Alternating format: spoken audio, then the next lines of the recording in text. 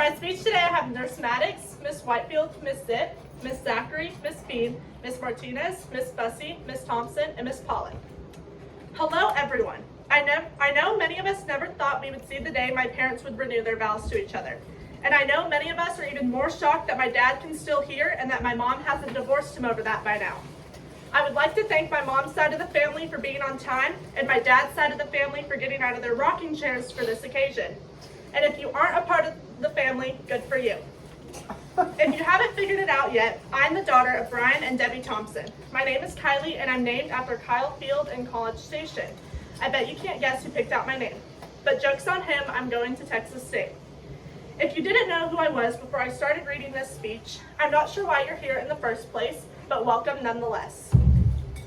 My parents, Brian and Debbie Thompson, met back in high school in the 1980s. You may be thinking of big hair, crazy fashion, and bright colors. However, there was not a whole lot of that happening in Ingram, Texas. My parents met at a junior high track meet. My mom, 13 at the time, was running, and she caught the attention of my dad. I will not disclose his age at this time for legal reasons.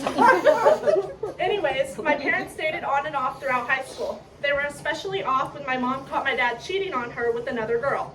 Now, before you start making up crazy scenarios in your head, my dad picked up another girl in his truck, and my mom caught them while driving around with her dad. What is the luck in that? Some of my favorite memories of my parents, when I was actually alive, all took place in a vehicle. My mom would be trying to tell a story, and that story would remind her of about 5 other things she needed to tell us.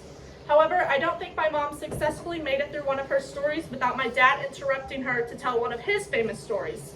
Not only would my dad interrupt her, but he would also let her know when she wasn't speaking loud enough for his hearing aid to catch.